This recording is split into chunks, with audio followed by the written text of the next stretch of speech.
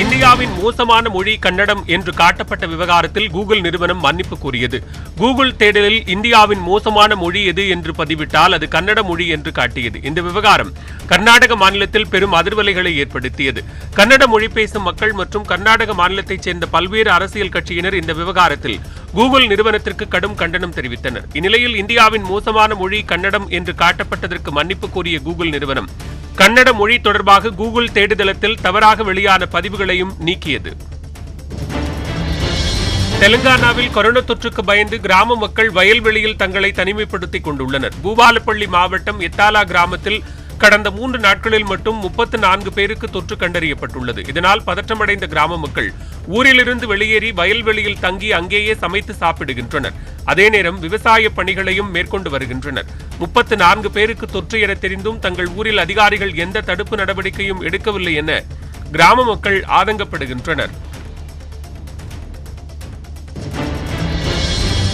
கடும் எதிர்ப்புகளுக்கு மத்தியில் the family man 2 இணையத்தொடர் இந்தியில் வெளியாகியுள்ளது. சமந்தா நடிப்பில் 4 மொழிகளில் உருவாகியிருக்கும் இணையத்தொடர் தி ஃபேமிலி மேன் 2 அண்மையில் இதன் ட்ரெய்லர் வெளியான போது விடுதலை புலிகளை தவறாக சித்தரித்திருப்பதாக கூறி சீமான், வைகோ உள்ளிட்டோர் கடும் எதிர்ப்பு தெரிவித்திருந்தனர். இத்தொடருக்கு தடை விதிக்க வேண்டும் என்று தமிழக அரசு மத்திய அரசுக்கு கடிதம் அனுப்பியது. இந்நிலையில் இந்த இணையத்தொடரை இந்தியில் மட்டும் அமேசான் பிரைம் வெளியிட்டுள்ளது.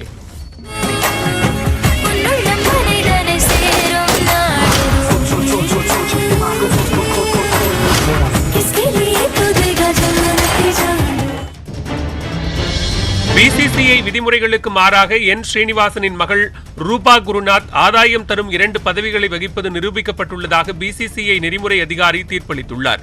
2019ஆம் ஆண்டு ரூபா குருநாத் தமிழ்நாடு கிரிக்கெட் சங்க தலைவராக தேர்ந்தெடுக்கப்பட்டார்.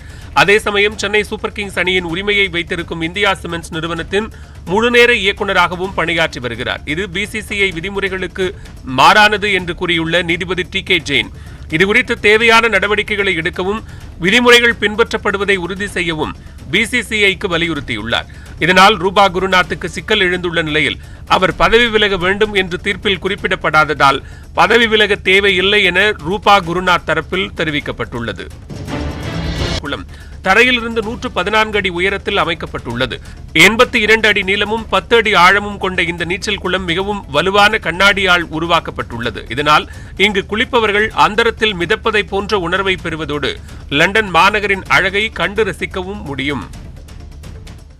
கன்னியாகுமரி மாவட்டத்தில் 4 அணைகளிலிருந்து